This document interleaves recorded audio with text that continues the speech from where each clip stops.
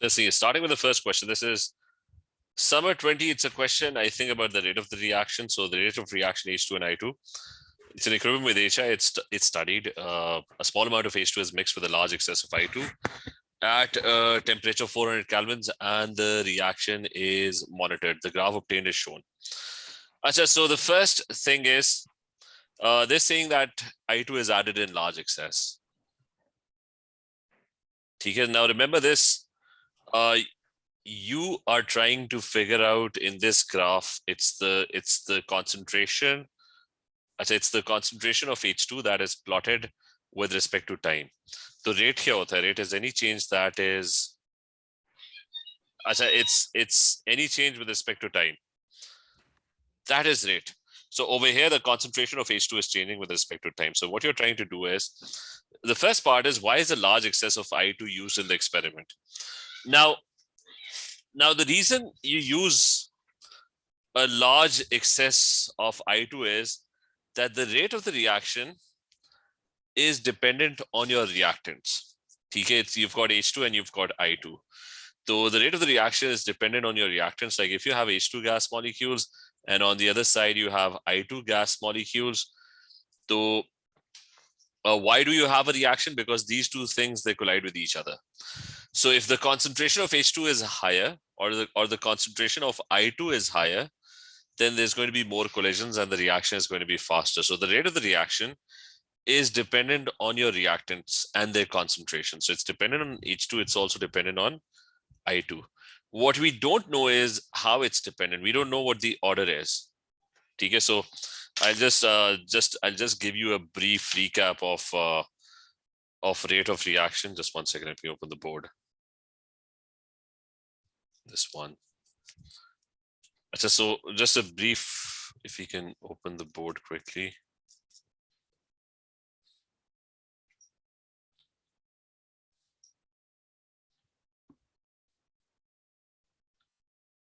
So now, rate of reaction, just 1 second. Redox, analytical. This is the rate of reaction. So rate of reaction is dependent on the concentration of H2 and the concentration of I2. What we don't know is how it's dependent. A and B are the orders of the reaction. You've got 3 orders. You've got 0, 1, and 2. The order of the reaction could be higher than 2 as well, but that's not in your course. So this question over here, just a second, let me go through the topic quickly as well. So this one over here, that what is order of reaction? Order of reaction is, you've got 3 orders. You've got 3 graphs. There is order 0. That means that basically means that the rate of the reaction, order 0 means that the rate of the reaction, if you change the concentration of the reactant, the rate is not going to change. There would be no effect on the rate of the reaction. So the graph kind of looks like this, that as the reaction proceeds, the concentration of the reactant decreases, but it decreases with constant speed.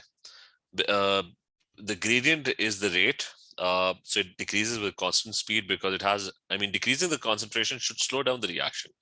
But in this case, this is not happening. And then there is order 1.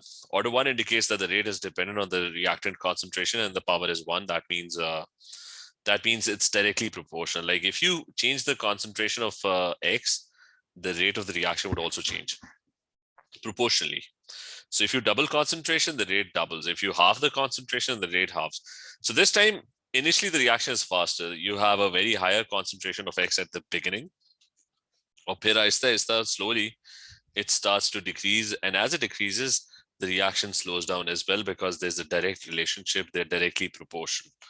And when the reaction slows down, it takes a longer and longer time. So the time axis, so the graph kind of stretches on the right side. And the gradient decreases, it becomes a slower and slower reaction. And the last one is order 2. In order 2, what happens is that the rate is dependent on the reactant concentration, but the power is 2. That means the rate is very sensitive to the concentration of the reactant, which means that if you double the concentration of X, the rate would become 4 times. It would quadruple. And vice versa, if you half the concentration of X, the rate would become 1/4. Or if you triple the concentration of X, the rate would become 9 times. So in this case, the reaction slows down too much. As the concentration of X decreases, the reactant gets used up, the reaction slows down and it takes a longer and longer time. So there's a half-life concept, which is that in an order 2 reaction, the half-life doubles. Every time, the amount of time needed for the concentration of X to decrease by half, it doubles. It's slowing down too much. In order 1, it's slowing down proportionally. So the order of the reaction, the half-life of the reaction remains constant. The first half-life is T1. The second half-life is also T2, which is exactly the same as T1. So every time it takes exactly the same amount of time for the reactant concentration to decrease by half. And a straight line would indicate that it's 0 order. So you've got 3 orders. Okay, yes, is this part clear? Right? Alicia, Bazga, Saim, is this clear? Munya? Yes, sir. Yes, sir. So remember the half-life method. Okay, there are 3 methods in which you'll figure out how to determine order. One of them is by looking at the graph. So the question is, why do you keep I2 in excess? So remember, when you're investigating 2 variables, like if you're investigating rate with respect to H2, and you're investigating 2 variables in an equation, you want to keep all the other variables constant. So the only way you can keep this constant is I2 constant is because if I2 is not constant, you will not be able to figure out whether rate depends on this or is it depending on this. So you want to keep all the other variables constant. So the other variables can be kept constant if you use a large excess. Because if you use a large excess, then I2 moles would be so many that even if a few moles, let's say you have 10,000 moles of I2. So if 0.1 moles get used up, the concentration barely changes. It's not even a noticeable change. So anything that's added in large excess, its concentration would be practically constant. So now this graph would be a relationship between these 2 things, because you're keeping I2 constant by putting a large excess of I2. So either what you're going to write is you just want to keep I2 concentration constant. That's it, 1 mark. Now use data from the graph to confirm this statement that it's first order. So what did I tell you about first order? I told you, where's the this one? So for order 1, the half-life is constant. So you're going to use a ruler and you're going to plot these lines. What's the half-life? The half-life is, let me use, so the half-life over here is, I think it's this box. So that's the first half-life. What's the second half-life? The concentration decreases by, so that's the second half-life. And you can also go for the third half-life, but the first 2 half-lives are kind of consistent, they're constant. So over here, you're just going to mention that the half-life is constant.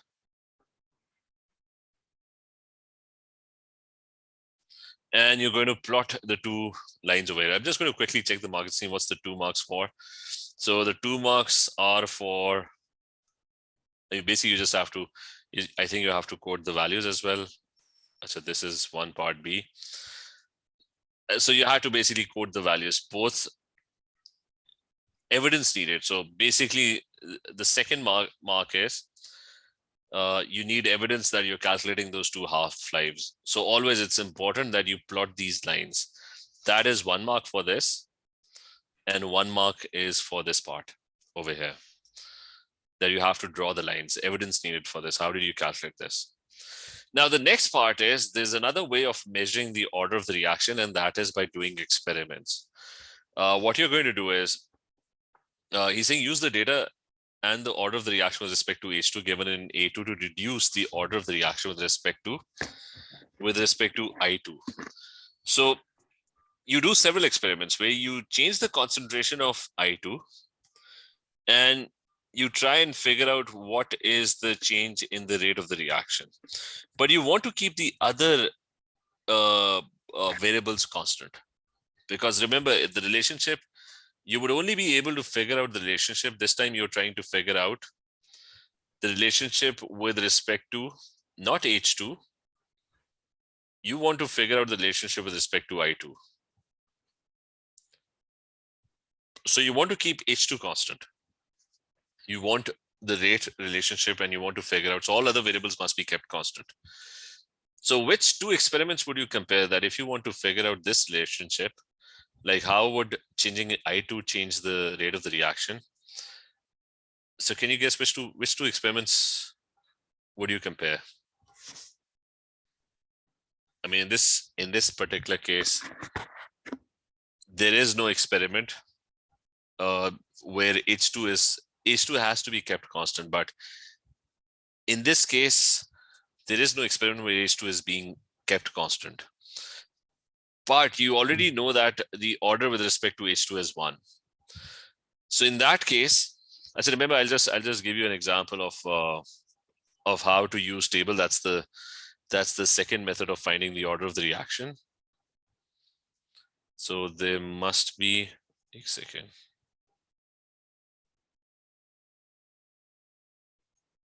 I said now.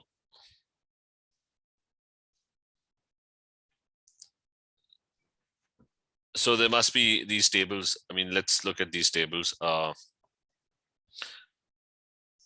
So just an example, what you're going to do is, like if you want to figure out the order of reaction, what you do is, like if I want to figure out order with respect to NO, I'm going to compare experiment 1 with experiment 2.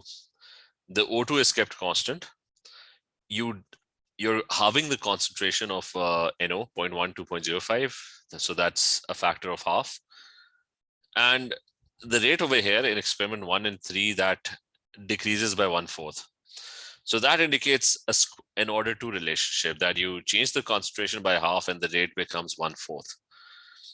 If you want to figure out the order with respect to O2, what you do is you want to keep NO constant because you want all the other variables constant.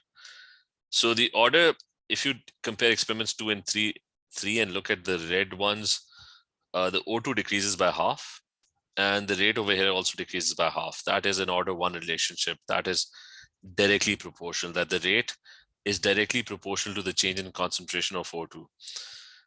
But what happens when you can't keep the other variable constant?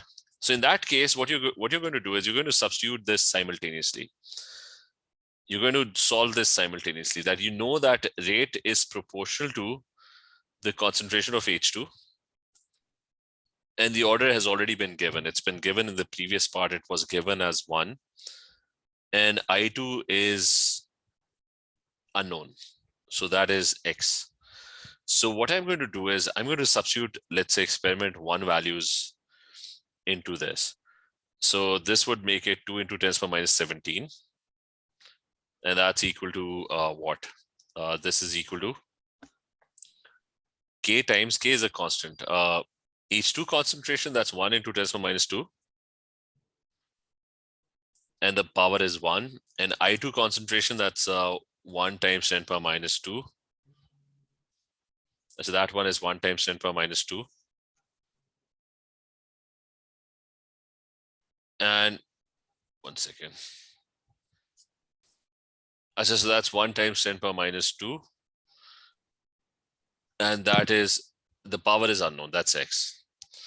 So that is the first experiment. I've added experiment 1 values in the rate equation. And what I'm going to do is I'm going to make K the subject of the equation because K is a constant. So K is a constant. So K would be 2 times 10 to the power minus 17, and that's going to be divided by 1 times 10 to the power minus 2 and 1 times 10 to the power minus 2 to the power X. Then I'm going to substitute experiment 2 values in the rate equation. Remember, for simultaneous solving, you need 2 equations. So I'm going to substitute experiment 2 data into the same rate equation, which is this one. So in that case, it's 2 times 10 to the power minus 15. That's the rate. K is the constant. It's H2 concentration, which is 1 times 10 to the power minus 1. And the other one is 1 times 10 to the power minus 1 as well. And that's power X. So what I'm going to do is I've already found the K value. So what I'm going to do is I'm going to substitute this K value in the equation over here. So if I do that, it's going to be 2 times 10 to the power minus 15 K is 2 times 10 power minus, so K over here is 2 times 10 power minus 17. And that's going to be divided by 1 times 10 power minus 2 into 1 times 10 power minus 2x power x. So that is K. And then K is being multiplied by 1 times 10 power minus 1. So that's a lot of math now. And 1 times 10 power minus 1 power x.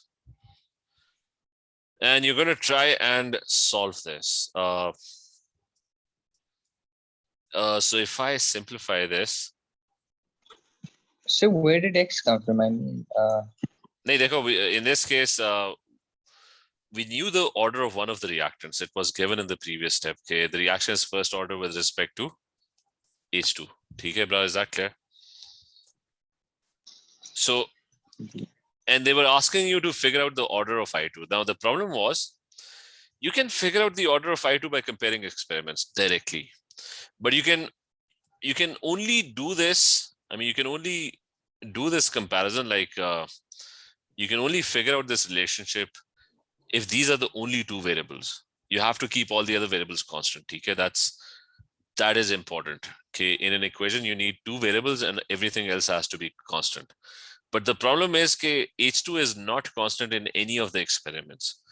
So the problem is that H2 would be playing its part because its concentration is also changing. So you would not know that is the rate changing because of this or is it changing because of this. So we can't use the direct method because the direct method is kind of simpler. It's a lot simpler. I showed you over here that that the direct method, like if you're given a table, the direct method is very easy. Like you just compare experiment 2 and 3. This is a constant, so that's this variable is constant. You can figure out NH3, its concentration doubles 0.2 to 0.4 and the rate becomes 4 times. It becomes 4 times. So that means it's order 2. Okay, is that clear? So that's the direct method. Is that clear? Lekin that would only work if this is kept constant. I mean, if rate, you're investigating rate with NH3, right? If you're investigating this with this, you want to keep all the other variables constant. Only then will this method work. Is that clear? yes. So this method stops working when you can't keep this because you have to find this and this, the relationship between these two.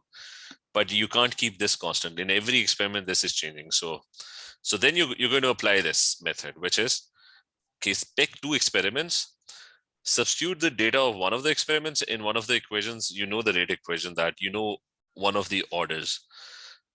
So you've already partially solved it. You just don't know what X is. So when you substitute experiment 1 data over there, find the value of K, because K is a constant and K is going to be a constant. It's a rate constant and it's going to be a constant in all the experiments. So you find the value of K using that in terms of X. Put data from the second experiment into the same rate equation. You do that, it's K into, so you experiment 2 data is put in here. It's 2 into 10 to the power minus 15, that's the rate. 1 into 10 to the power minus 1 power 1 and 1 into 10 to the power minus 1 power X. That's the order that's not known. And you're going to put in the K value. The K value which you found over here. So I've picked that value and I've substituted it over here. Is that clear? Or Yes, sir. you just solve this. It's going to be 2 times 10 to the power minus 15, right? So if I bring the 2 times 10 to the power minus 17, so that would come below this, right? So I'm going to keep the X terms on that side. Then it's 1 into 10 to the power minus 1. So on the other side, it's going to come in the denominator. So it's 1 times 10 to the power minus 1. And 1 times 10 to the power minus 2 would be on the top. And on the right side, it's going to be 1 times 10 to the power minus 1. And at the bottom, it's going to be 1 times 10 to the power minus 1. Sorry, minus 2. This is power X. This is power X. Right? Try and simplify this. What do you get for this? It's like simplify the powers. This is going to be, I mean, the 2's are going to get cancelled out. So the top would be 1 times 10 power minus what? 17. 17. And the bottom would be 1 times 10 power minus 18. 18. And if you solve this, this would become 1 times 10 power minus 1, right? Ye hoga na? हाँ जी जी बिल्कुल Or plus 1 or minus 1? I think it's going to be plus 1, right? Ji exact. So that's your left side. Solve the right side. That's also 1 times, I mean, if you divide this, it's going to be 10 power minus 1 and so it's going come out to be plus. so it's going to come out to be 10 power 1, right? And it's going to be power x. So what do you think is x? X would what value would x have? It's 1, right? Yeah. Okay, only that will give you this thing. So all of this for finding out that the order over here is x is 1. Is that clear? Okay, and there's no other simpler way of doing that. There's another method which uses log, and that's kind of even more complicated than this. So there's, I mean, that's even more complicated. Don't use that. And you're not even required to, because a lot of people don't take math when they're doing chemistry, so that's not even required by the syllabus as well. But the thing is, all you have to do is you have to put, I mean, substitute one data in one equation, find the value of k, substitute the other data in the second equation, and then substitute that k value. So that's trying to solve it simultaneously. Substitute that k value into this one. Simultaneous, when you're solving simultaneous equations, you kind of do the same thing, right? So you substitute the k value into this one, and then you simplify and you get the order. Is that clear? Now you have both orders. The second one is also coming out to be 1 with respect to I2. The x we've found out, it's 1. And there's k, which is a constant. Is that clear? Jeez. So now after this, you've got the next thing, use your rate equation data from experiment 1 to calculate the value of the rate constant k. So now you have everything. I'm not going to do this. It's just that you plug in the data from experiment 1, which is this one. Okay, put it in this equation. So you'll put in the rate value, you'll put in the H2 concentration, and you'll put in the I2 concentration, and you can find the value of k. That would not be that difficult. I'll try and find the units. As I remember, when you're trying to find the units, use the units that are already given in the question. So mole per dm cube per second, mole per dm cube, and mole per dm cube. So rate is mole per dm cube per second. So I'm just going to take it as mole per dm cube as x. So it's x per second, k into mole per dm cube into mole per dm cube. If I simplify this, the x gets cancelled out and k becomes x minus 1, s minus 1. So x was mole per dm cube. So it's mole per dm cube with the power minus 1, s minus 1. And you can like further open the brackets, it's going to be mole minus 1, dm3, and s minus 1. Okay. So that's going to be your answer. You can find the value of k as well. So next one. The next one is kind of tricky. At 400 kelvins, the rate constant for the forward reaction is approximately 1000 times greater than the rate constant for the backward reaction. So the rate constant, so I'm just going to write this down. What he means is that the forward reaction, the rate constant is 1000 times greater than the rate constant for the backward reaction.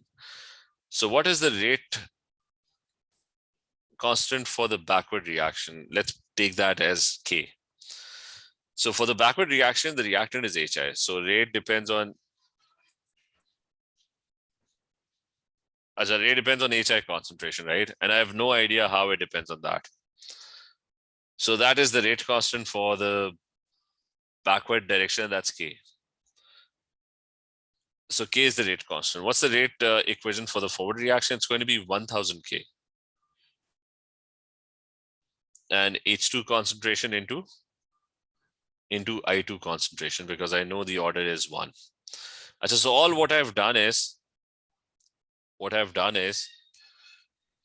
Okay, I've taken K as the rate constant for the backward reaction. The rate constant for the forward reaction is going to be 1000 times greater than the rate constant for the backward. So whatever this value is, the forward is going to be 1000 times greater. Is that clear? So ये for the backward reaction आपने जो rate equation लिखा यहाँ पे why did you write A for the exponential of HI? Because I don't no, because I don't know what the order is. I mean the previous how do you know? Ji. The previous experiment, everything was about this thing. Okay, how is rate dependent on H2 and I2, right? The previous question was not about the reverse reaction. It was in the forward direction. How is rate dependent on H2 and I2? Is that clear? हाँ जी. Achha, now so the point now is use this information to explain what will happen if equal concentration of HI and H2 and I2 are mixed together. You should comment on the relative initial rates. So he's saying okay, equal concentration. Let's give them some value. Let's say I have 100 H2 molecules, I have 100 I2 molecules, and I have 100 molecules of HI. So now the forward K is much bigger. So which reaction do you think initially is going to be faster, the forward or the backward?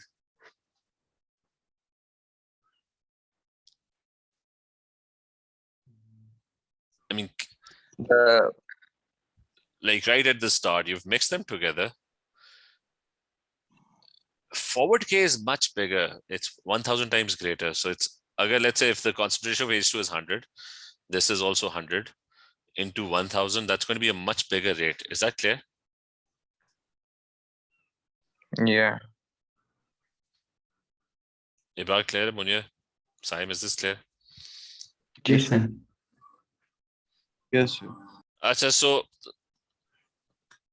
K ke bare mein, I'll just talk a few points about K is the rate constant K. Remember this, K is a factor. I mean, K determines how fast the reaction is going to be. It's a constant that is added.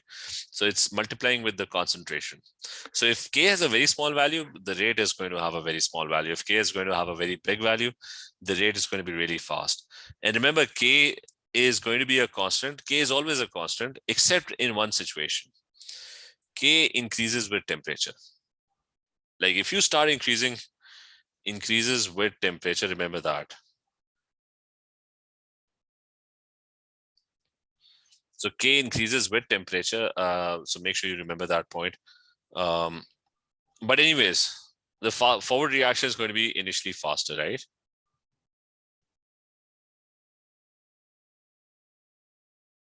So what happens next? It's just a 1 mark question. Why are we wasting so much time? As a forward reaction is faster. So what happens next? I mean, it was pretty obvious that it had a bigger K, so it's faster. What happens next? Will it slow down? Or say what? I mean, the slow down? Forward reaction is initially faster, right? Okay. So will it slow down or will it just maintain its speed? What will happen to the amount of H2 and I2? They'll get used up, right? Yeah. And there's going to be, so the amount of HI would increase and the amount of I2 and H2 would decrease. So forward slows down.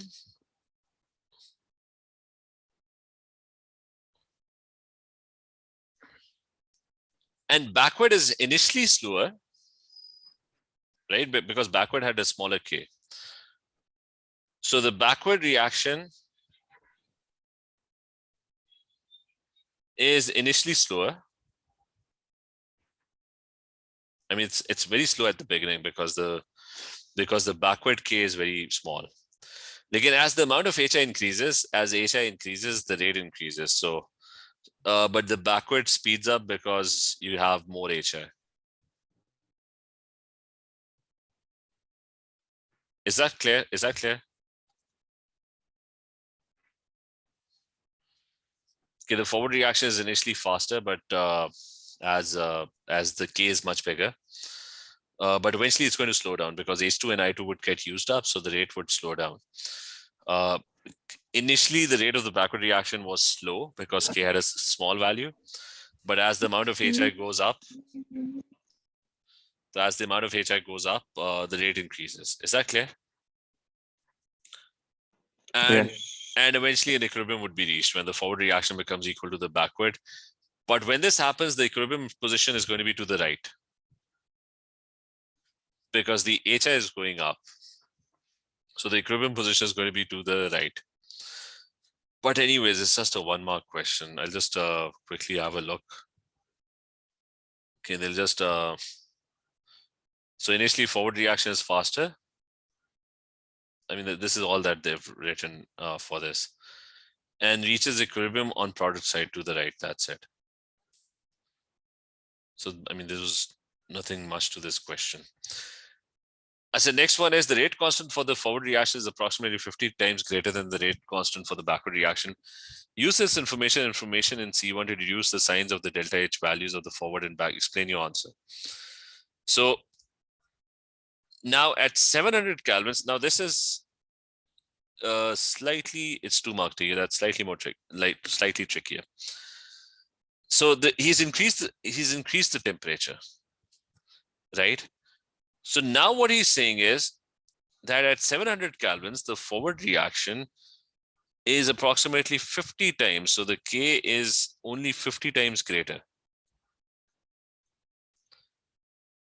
compared to the backward. So this is for the forward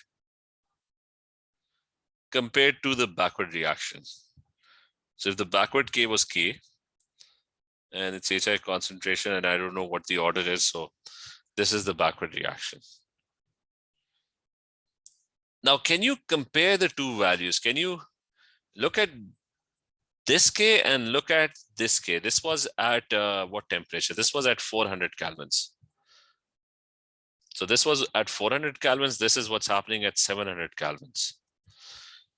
What do you think is happening? Is the forward slowing down or speeding up?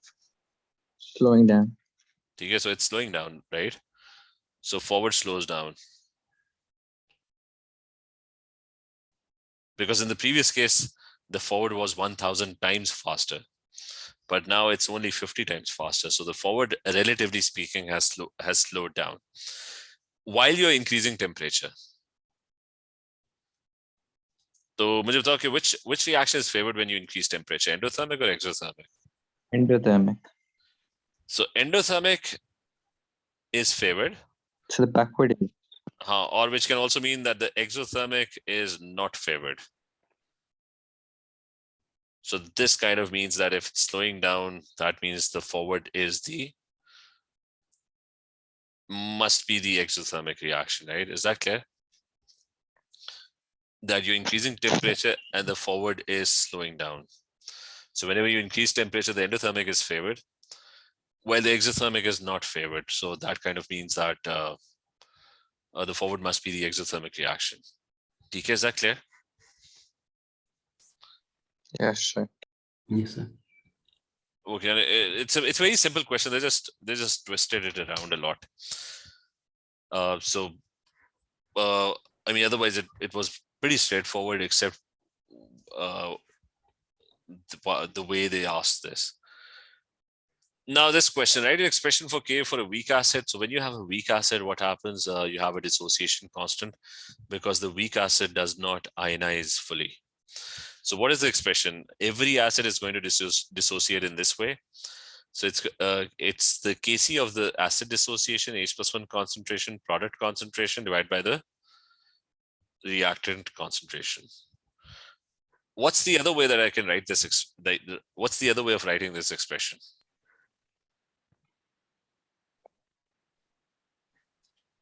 H square. H square. Okay, so you could, the numerator can be written as H+1 squared. Why it can be written as H+1 squared? Because if these two are produced, these two are going to be produced in equal concentration. So instead of writing H+1 into A-1, the concentrations would be exactly the same. You can simply write H+1 and just square it. So that's the other way. But I think in this case, they were looking for this expression. because in terms of the concentration of the species involved, so they're probably looking for this expression.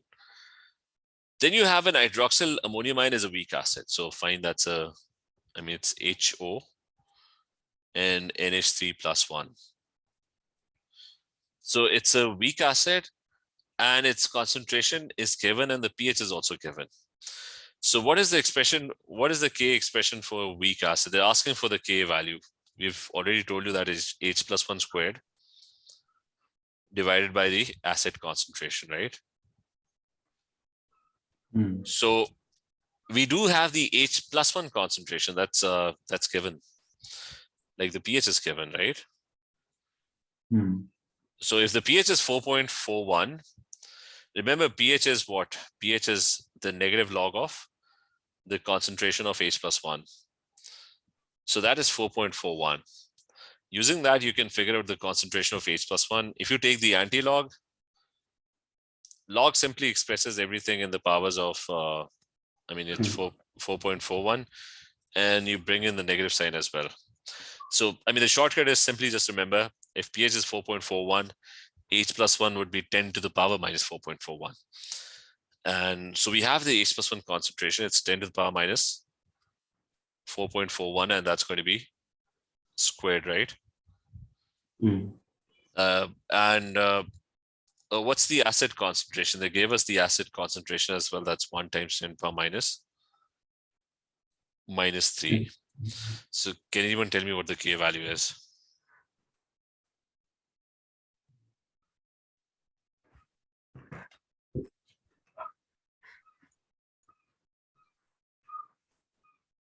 Mm. 1.51 times 10 to the power minus 6. 1.5? 1 times 10 to the power minus 6. That's what I find. Okay. And remember, the K unit is always mole per dm cube. Yeah. Because it's concentration squared divided by concentration. So one of the concentrations, they get cancelled out. So it's always mole per dm cube. So what is pK? P stands for minus log. So it's minus log of Ka. So it's the negative log of 1.51 times 10 to the power minus 6. So what do you get in this case?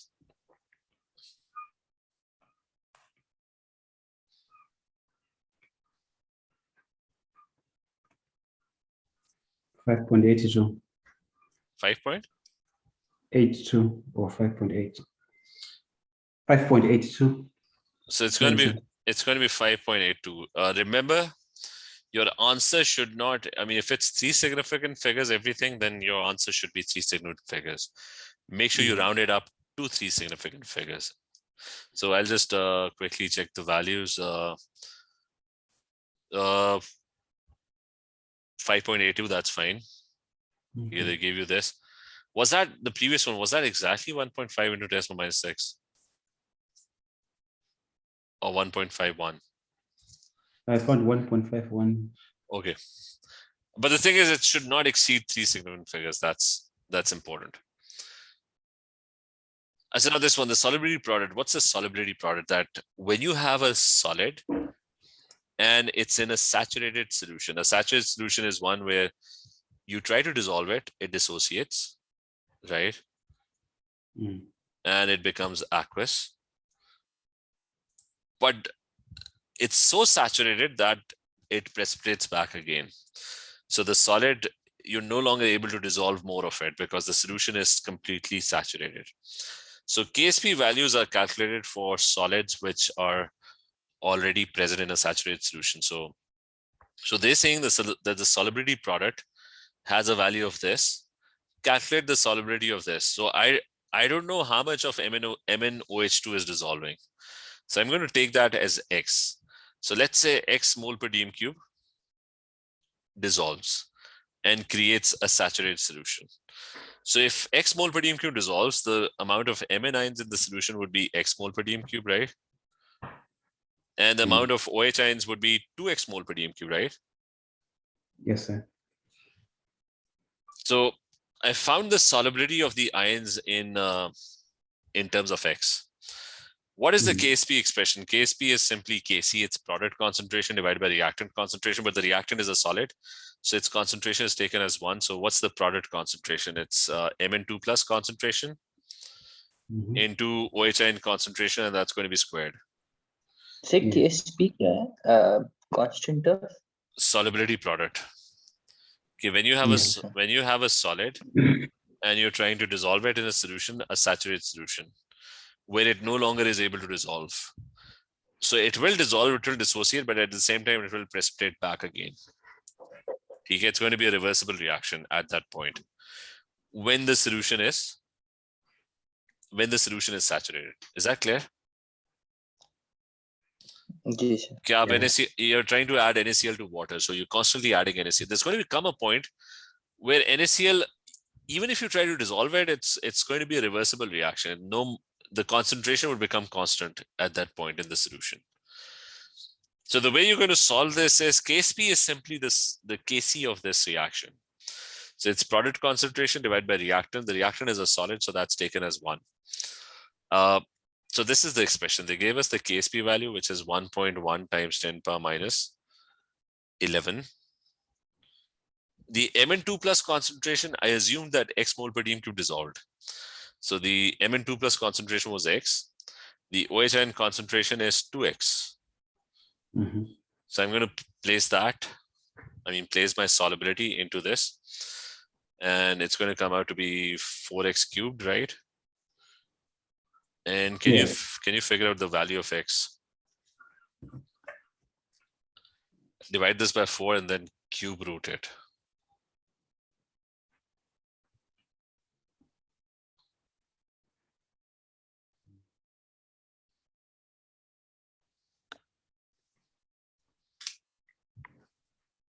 Let's put it as now. Mhm.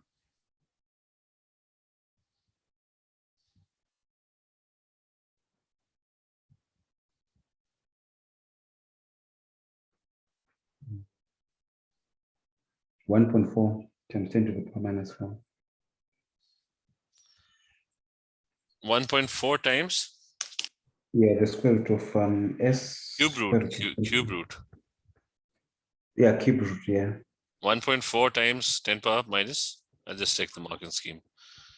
What do you get for this? It's 10 power minus 4, yeah, right. Mhm. So it's coming out to be 1.4 times 10 power minus 4. Okay, that's going to be your answer. Is that clear? Yes, sir. And the reason now remember the value that he gave was 2 significant figures, right? So your answer Yeah. should not exceed that accuracy. Wow. Sir, so X isn't this concentration? How the solubility is concentration. So, अच्छा, solubility has there are two ways of expressing solubility. One is gram per dm cube and the other one is mole per dm cube. Both of them are kind of the same thing. How do you convert mole per dm cube to like mole to mass? You just multiply by mR. And vice versa. If you're given gram per dm cube, you can just divide by mR. Mass divided by mR, that will give you mole per dm cube. Is that clear? So divide by mR, you want to go in that direction, multiplied by mR. So they're kind of the same thing. Like you can just check, they've given the unit as well, that's mole per dm cube. So they're looking for mole per dm cube.